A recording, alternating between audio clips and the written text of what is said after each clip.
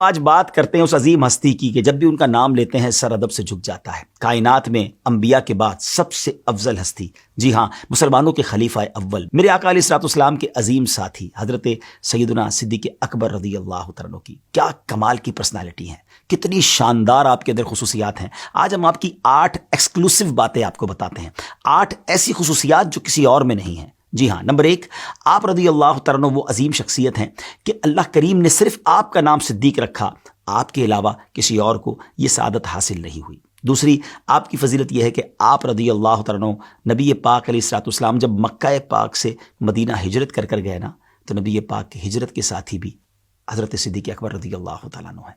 تیسری خاص بات یہ ہے کہ جب ہجرت کے دوران میرے آقا علیہ الصلوۃ والسلام غار ثور میں رہے 3 دن اور 3 راتیں، تو حضرت صدیق اکبر رضی اللہ عنہ کو شرف حاصل رہا کہ وہ 3 دن 3 راتیں آپ نبی پاک کے ساتھ رہے۔ سبحان اللہ۔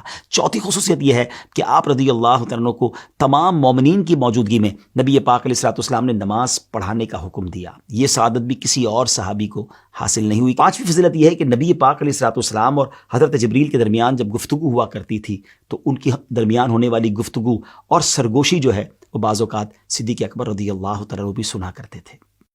چھٹی خصوصیت یہ ہے کہ آپ رضی اللہ عنہ نبی پاک علیہ الصلوۃ والسلام کے ایسے وزیر خاص تھے۔ آپ علیہ الصلوۃ والسلام تمام معاملات میں آپ رضی اللہ عنہ سے مشاورت فرمایا کرتے۔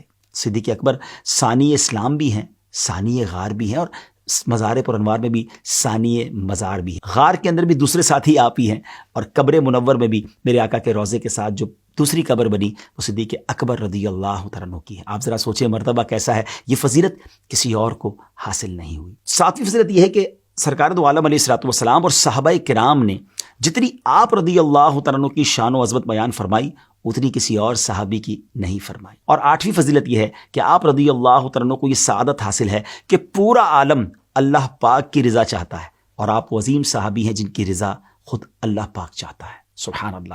اللہ کریم تربت صدیق اکبر پر کروڑوں رحمتوں کی بارش نازل فرمائے اور ان کے صدقے ہماری مغفرت فرمائے۔